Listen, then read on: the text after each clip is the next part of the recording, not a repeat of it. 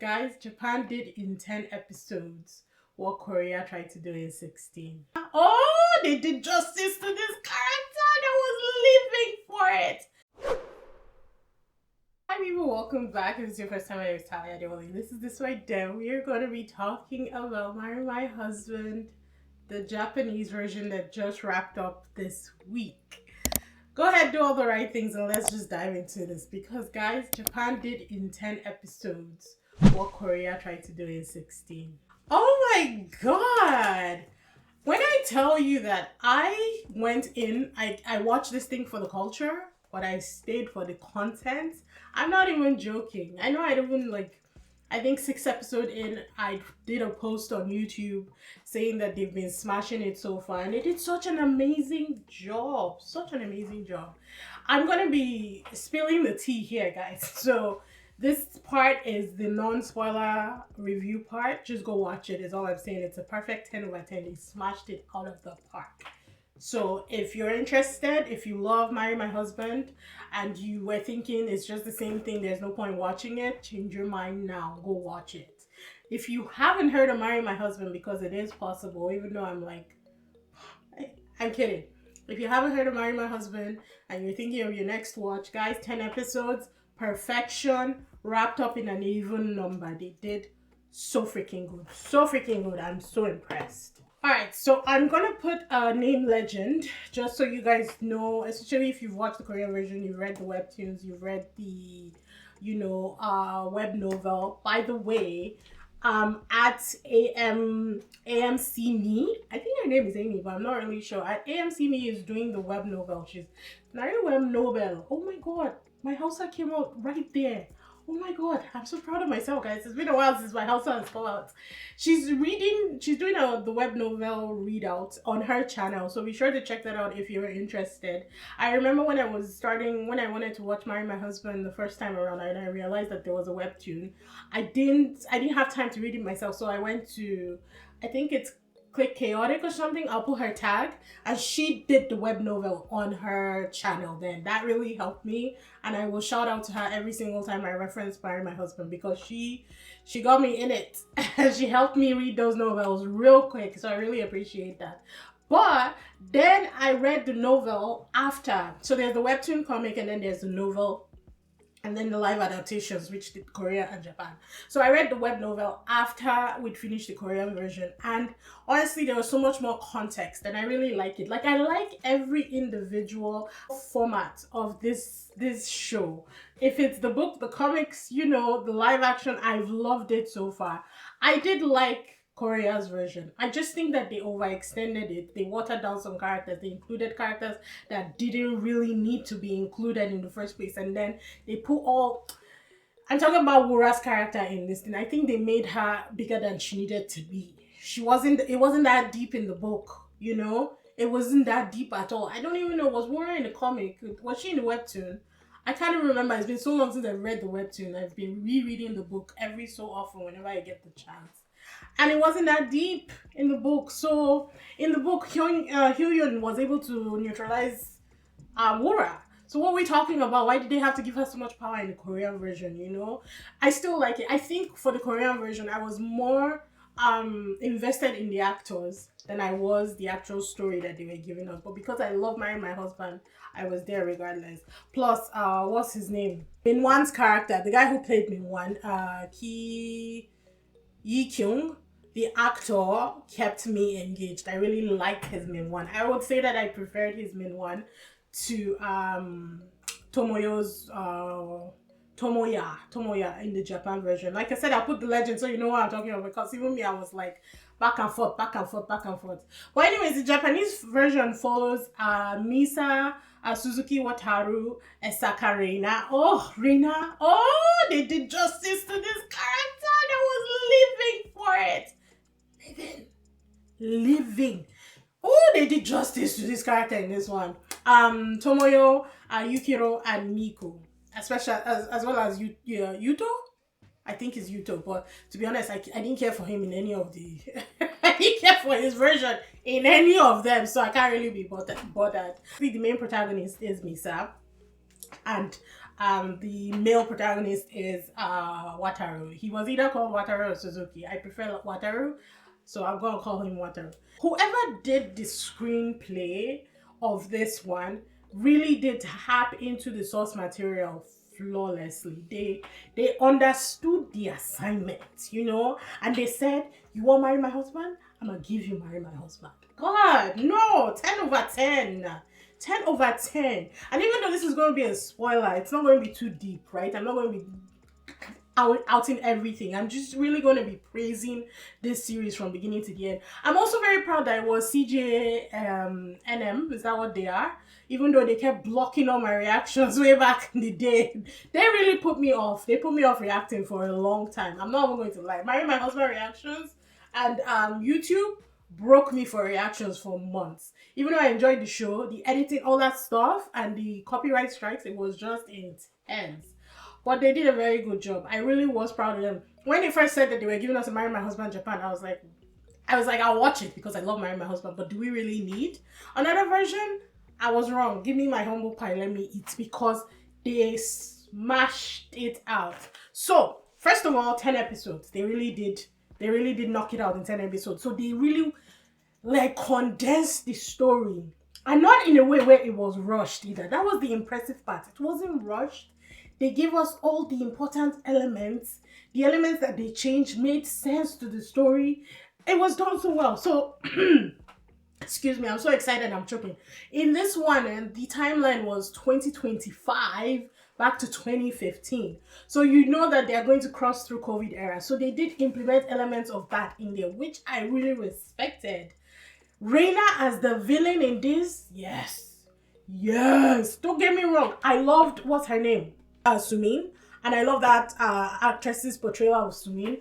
But Sumin has always been kind of like a nuisance, more of, especially in the webtoon. She was more of a nuisance than an actual villain. Here, they made Reina a villain. And I appreciated it because Reina was the core of the story. And if you're going to make somebody the heart of the story, make it pump. You know? Smashed out of the park. I did say Tomoya's character was annoying, but he is meant to be annoying. He was annoying in the comics, annoying in the novel, and he was annoying here. So I guess the actor really sold it, and whoever wrote the character, they sold us on what they were looking for. They changed Pang Pang to Kamikichi, so they changed Pang Pang from a cat to a turtle. It fits with the story that and the narrative that they gave us. Honestly, essentially, it was a pet that brought them back together, and it worked for that. I said Wataru could have been more badass. I definitely preferred Nine Wook. Is that his name? I keep forgetting. I'm currently watching Mr. Queen, and he's in there, and I keep forgetting his name. Not in Woo. His Jiuk was a hell of a lot better than Suzuki Wataru. I just didn't understand why they didn't beef him up the way that he was written in the book. I guess Japan is kind of like a non-violent country. Not saying that Korea is violent. I just really liked the elements that Ji-Yuk had way more than Suzuki Wataru. They also did not get Misa in the investment role, and I thought that was pivotal to the story. But then again, because I think of the timeline, maybe because of COVID coming in and all that economic crash, as well as, the different things that happened during COVID, maybe they didn't think that it was essential for her to create her own source of income that quickly. I guess. I just really love the independence that she created for herself in the webtoon and the books. And I thought that was missing here, even though in the grand scheme of things, it wasn't like a whole thing. It wasn't that pivotal to the kind of story that they wrote for her in the Japanese version. In the end, she does do her own business and everything. So I'm guessing that she will create a chain of restaurants, doing all of that. But I missed it, is what I'm trying to say. I missed it. They did keep the non-marriage aspect. So even in the book, she never really wanted to remarry. It did take a lot not too much though. I think after everything had settled, she then decided that she was going to marry Ji-Hyuk in the book. In this one, they kept them unmarried for the 10 years. I thought that was very interesting. I think that it was a nod to her decision in the book, but I still felt like they took it too far. I feel like maybe it's because she was trying to get to, September, whatever, the day that she died, and cross it over and then begin her new life before she decided to get married. But 10 years was a lot. I just felt like 10 years was a lot. But again, it was in tune with her decision in the book. Miku, I really liked. She was Wataru's sister, so Hyunyu of this version. But no version of Hyunyu, and what was the other guy's name again? Bake. How could I forget? Bake. I really did forget. No version of them, apart from, I think, maybe was it the book version or maybe the webtoon? I did like them in the webtoon. Just the way they were drawn, they were aesthetically pleasing and they matched. But they did not match in the Korean version, even though Yoonhyo will always be my favorite. I love her. I never thought that Hyunyu and Yoonho ever matched, except for maybe the webtoons. In the novels, they are okay as well. But I think it's Bake. Bake is the factor in it. I just find him very boring and lackluster. Let me know if you if you disagree and why. I just found Bake lackluster in any version that he's written. And I guess that's why him and Hyunyu work so well, because she's so upbeat, so out there, so charismatic, so animated. Like, it kind of balances out his own dryness, right? But in this, they didn't work at all. I loved Miku. I thought that her character was nice.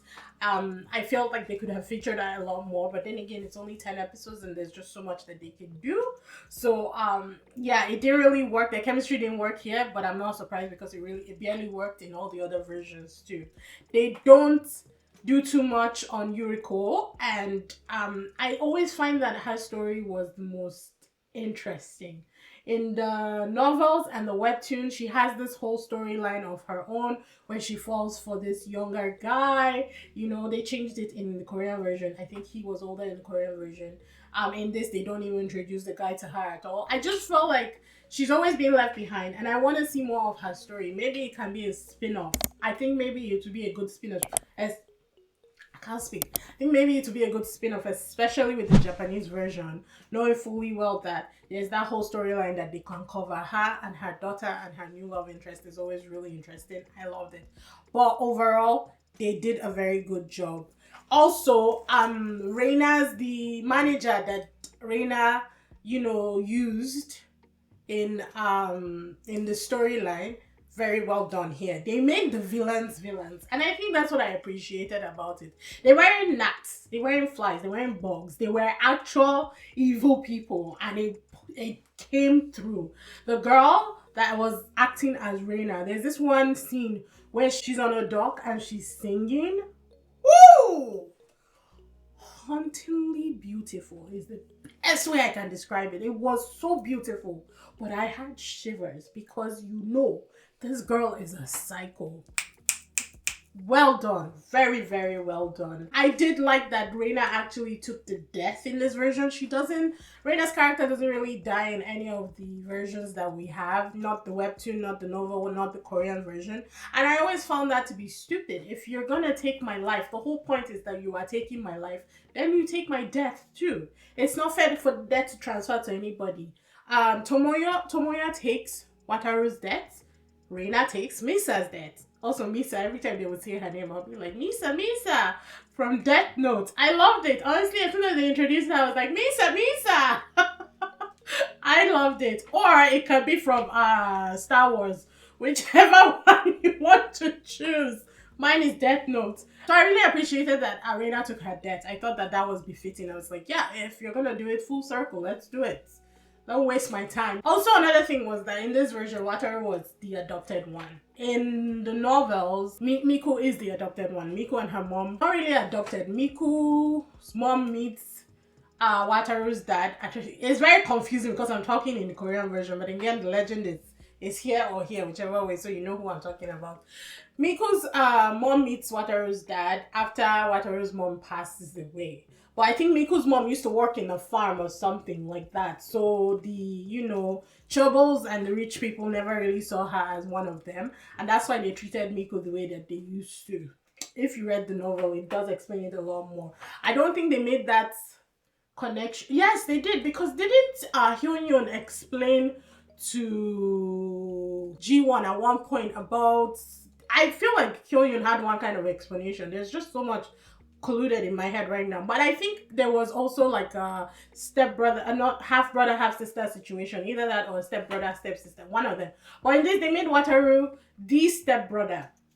He was already more than fully, grown by the time his mom and, Miko's dad reconnected. They were once in love or something, but it just didn't work out. And so his Arabuchi was being a dick. The fact that they kept insisting on making the grandfather a bitch is honestly annoying to me, because him I love the most. He's one of the people that I love the most in the webtoons and in novel. The fact that they keep doing him dirty in these live actions, it really pisses me off. He's such a pivotal character to a lot of development in their story. So I don't really appreciate that they keep making him the bad person. The grandfather here was honestly a complete write-off. But to balance it out, his dad was still alive. Wataru's dad was still alive. So that balances it out, because in books and webtoons, the dad done gone, man. Dad is gone. Mom is gone. The only person who is alive is Miko's mom. So I guess they did balance it out. I didn't like that they kept making the grandfather a bad person. It wasn't right. I just didn't feel that. That was kind of like most of the notes that I wanted to give. I don't want to give too much. I think the story does tell itself really well. I want to say going with high expectations, guys. I know they say never do that, but you are allowed to do that on this, because they absolutely nailed it. I was so impressed. I got my cousin hooked on it. I got my brother hooked on it. It's been so, they did a fantastic job. That's really all I wanted to say. And of course I was going to talk about it. If this is how Japan is going to be doing things, keep doing them. Keep doing them. I wish that I had reacted to it, but I'm okay with not reacting to it, because we've seen it so many times. I don't really see it getting like, the buzz that the first one would get. I think it will have its cult following eventually. People will just gradually, like naturally gravitate to it before they gravitate to the Korean version, because they did a good job.